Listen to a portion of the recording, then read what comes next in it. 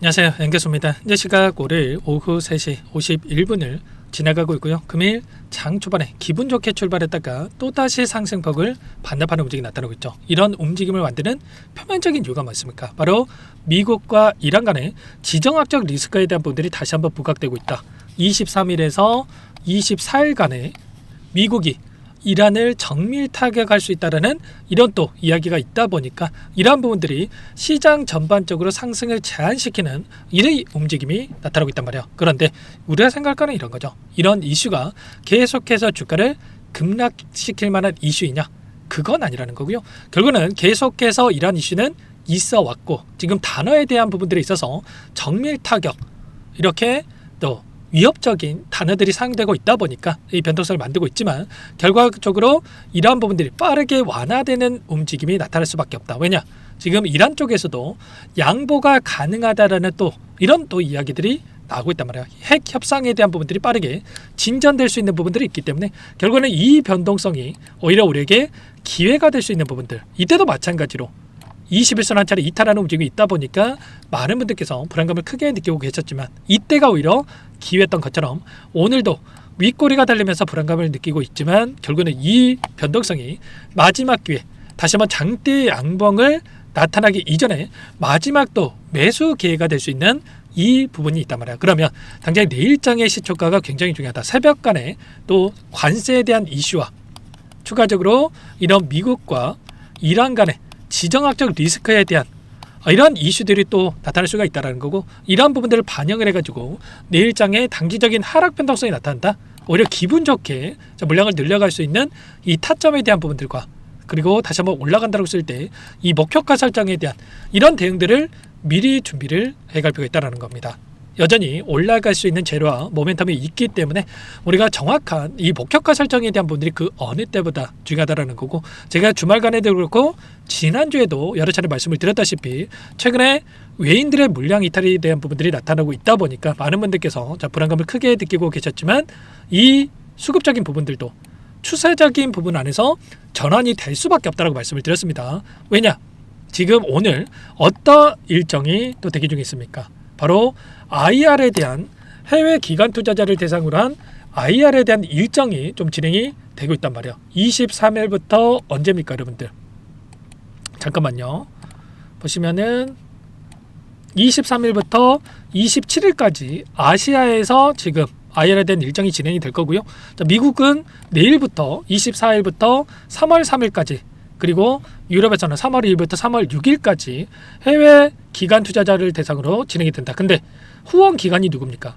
바로 한국투자증권과 HSBC라고 하는 홍콩 이 기관 이렇게 또 진행이 됩니다. 그러면 결과적으로 이 외인들의 수급이 유입될 수 있는 부분들 지금 앞으로의 미래 비전에 대한 부분들과 로봇에 대한 부분들뿐만 아니라 자동차에 대한 부분들 이런 재료에 대한 부분들이 다시 한번 기관 투자자를 대상으로 해서 또 진행이 될 거고 이러한 부분들을 기점으로 해서 외인들의 수급이 유입될 수 있는 부분들에 대해서 여러 차례 말씀을 드렸단 말이에요. 아니나 다를까 오늘 프로그램을 통한 흐름 어떻게 됐습니까?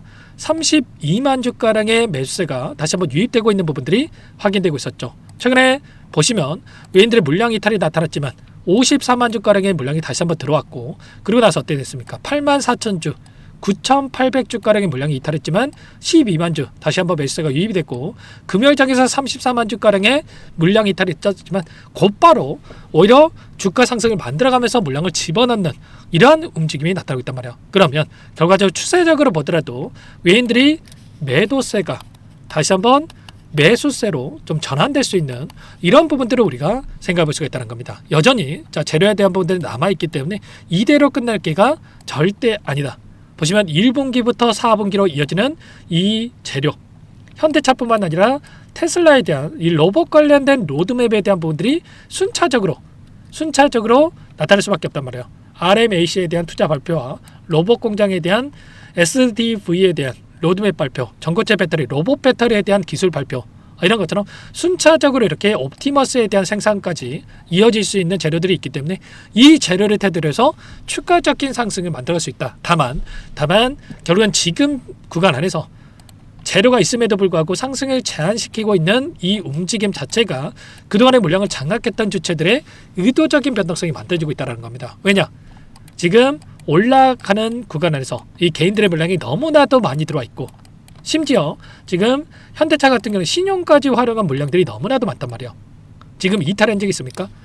신용을 집어넣고 나서 여전히 단기적인 변동성이 나타났음에도 불구하고 이탈한 적이 전혀 없단 말이에요. 그러면 최소한 신용을 활용한 빚을 활용한 이 물량에 대한 부분들이 이탈이 나타나지만 우리가 기대하는 이 장대 양봉의 움직임이 나타날 수 있다. 왜냐? 이들의 물량 같은 경우는 조금의 변동성이 나타나도 불안감을 더욱더 크게 느낄 수밖에 없는 이 물량이기 때문에 결국에는 이 물량을 털어내야지만이 더 큰 상승을 만들어갈 수 있는 이런 부분도 있단 말이야. 그리고 윗구간에 있던 이 물량들, 이때 엄청난 거래는 동반하면서 주가 급등을 만들었고 윗구간에 여전히 묶여있던 이 물량들이 있기 때문에 이 물량을 소화하는 움직임 안에서 다시 한번 상승과 조정 안에서 이 패턴을 만들면서 우상향 움직임을 만들어갈 수 있다는 겁니다. 그래서 지금 구간에서만큼은 우리가 손 놓고 있을 때가 아니라 최소한 이 외인들의 이 포지션, 특히나 이 공매도 물량에 대한 이 잔고에 대한 이 포지션들을 확인하면서 우리가 대응을 해갈 필요가 있겠습니다. 현재 남아있는 이 공매도 잔고에 대한 부분을 보더라도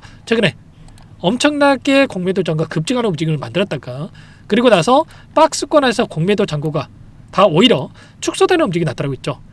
284만 주까지 급증을 했다가 247만 주까지 오히려 축소되는 움직임이 나타나고 있다라고 하는 게 결국은 이 박스권에서 변동성을 활용해서 공매도 세력들이 공매도를 늘려가는 게 아니라 오히려 공매도 물량을 축소시키는 움직임, 쇼커버 물량을 집어넣고 있다. 이렇게 볼 수가 있다는 거예요. 그러면 지금 남아있는 247만 주가량의 공매도 잔고도 이제는 부담이 아니라 다시 한번 매수세로 전환될 수 있는 이런 부분들을 우리가 생각해 볼 수가 있다는 거예요. 우리가 기대하고 있는 재료가 놓치실 수 있는 시기가 가까워지고 있고 그 가운데서 다시 한번 빠르게 신고가 영역으로 갈 수 있는 부분들이 있기 때문에 미리 이런 부분들을 준비를 하고 대응을 해갈 필요가 있겠습니다. 당장이 내일장의 시초가 대응 굉장히 중요하다. 곧바로 주가를 끌어올릴 것인가 아니면 관세와 그리고 지정학적 리스크에 대한 이슈를 가지고 한 차례 눌림을 만들 것인가에 대한 이 갈림길에 있기 때문에 내일의 이 대응이 굉장히 중요하다. 이렇게 볼 수가 있겠고요. 이런 모든 내용들에 대해서 실시간으로 여러분께 공유를 드리면서 대응을 하고 있으니까 혼자 계시다가 놓치지 마시고 요청하시면 됩니다. 상단에 번호 010-2118-8840번으로 현대 두 글자만 남겨놓으시면 전부 다 여러분께 이 대응이 필요한 시점에 왔을 때 얼마 원, 비중까지 적어가지고 문자로 전부 다 여러분께 공유를 드릴 테니까 빠르게 현대라고 남겨놨고 나서 함께 대응을 해가 보시면 될 것 같습니다. 아셨죠? 제가 매일같이 현대차 오히려 이 변동성을 활용을 해서 대응을 해야 된다고 말씀을 드렸고 그때마다 특히나 이 박스권 하단에 올 때마다 매수 타점에 대한 부분들 말씀을 드렸었는데 그때마다 뭐라고 말씀하셨습니까?